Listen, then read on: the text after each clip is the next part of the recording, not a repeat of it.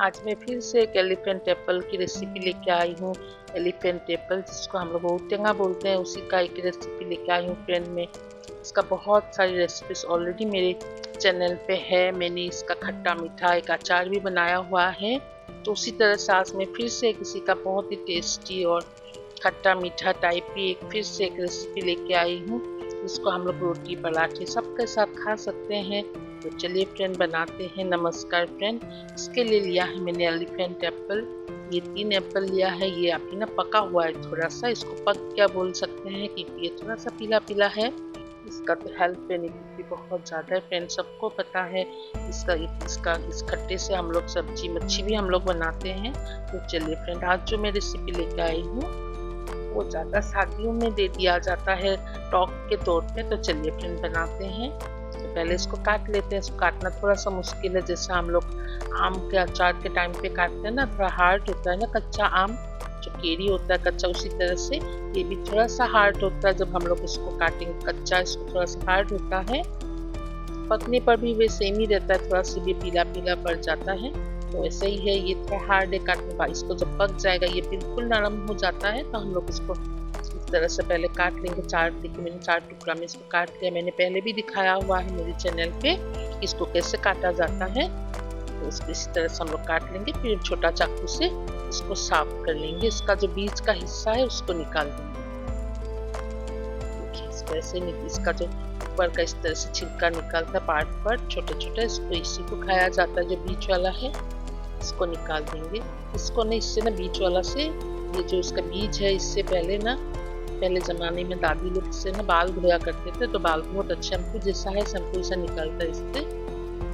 तो इसको हम लोग निकाल देंगे और इसको मैं जैसे इसको रफली काट लूंगी इस तरह से।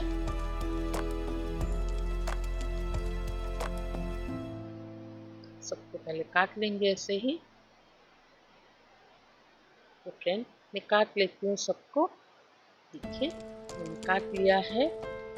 इसको काट के मैंने अच्छी तरह से धो लिया है। अब इसको हम उबाल लेंगे कुकर में। उबालने से ना बिल्कुल जितना हार्ड सख्त है अभी, इतना उबालने से उतना ही नरम हो जाता है ये। तो इसमें थोड़ा सा मैं इसमें नमक मिला दूंगी। उसके बाद इसको 3-4 सीटी लगा के इसको उबाल लूंगी। उबाल लिया, ये हो गया है, बिल्कुल नरम हो गया है। अभी ये ठंडा हो चुका है। इसके बाद इसको ना ऐसे हाथ से मचल के इसका जो बीच का जो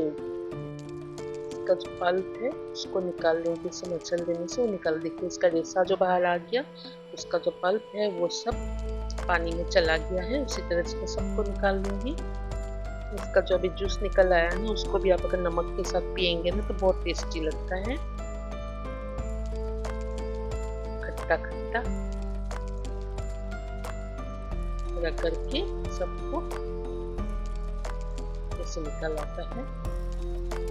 नरम नरम इसका जो है वो निकल के पानी में मिल गया है और ये रेसा ये निकल चुका है। इसी तरह से मैंने सबको मसल लिया है। देखिए अब इसको हाथ से निचोड़ दूंगी ना तो ये रेसा निकल आता है इस तरह से। पानी जो पूरा गाढ़ा बन गया है। आप चाहे ना तो ऐसे ही इसको बिना ऐसे किए भी आप बना सकते हैं। इसको गोटा तब भी बहुत अच्छा लगता है, जिसको चूस के खाना होता है। ऐसा भी इसका भी एक वीडियो है मेरे चैनल पे, आप देख सकते हैं। देखिए कैसे निकल गया है। लेकिन इसको मैं टॉप टाइप बनाऊंगी, जो शादियों में ज़्यादा यूज होता है। हम लोग का यहाँ शादी जब भी होता है ना तो ये टॉप देते खाने में। इसी के साथ में मैंने लिया है इसको बनाने के लिए तेज पत्ता, थोड़ा सा 5 फोरन लिया है, किशमिश लिया है, थोड़ा सा लाल मिर्च और हरी मिर्च लिया है। हरी मिर्च को पहले मैं काटूंगी, इसको ज़्यादा तीखा बनाऊंगी तो इसलिए मैंने हरी मिर्च थोड़ा ज़्यादा ही लिया है। मुझे तीखा पसंद है तो मैं तीखा बनाऊंगी।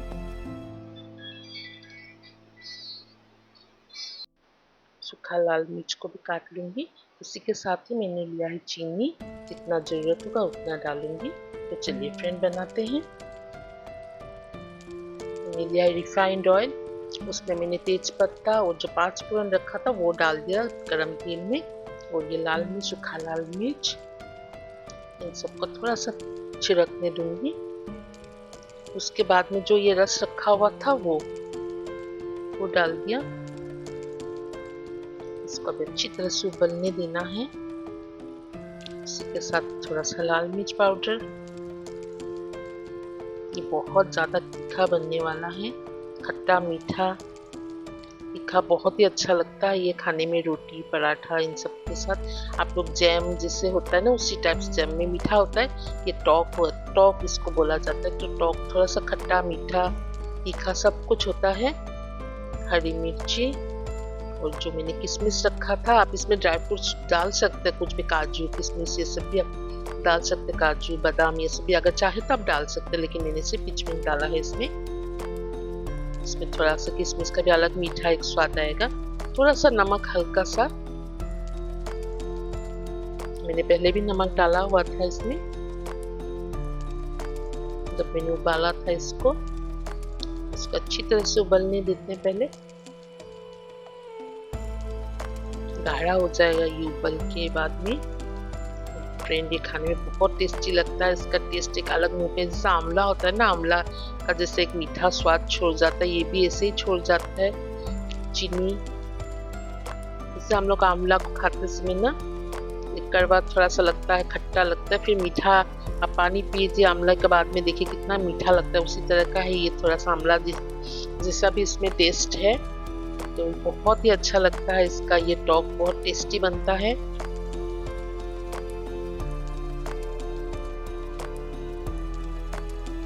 गाढ़ा होने देते हैं अभी, थोड़ा इसको उबालना पड़ेगा इस तरह से।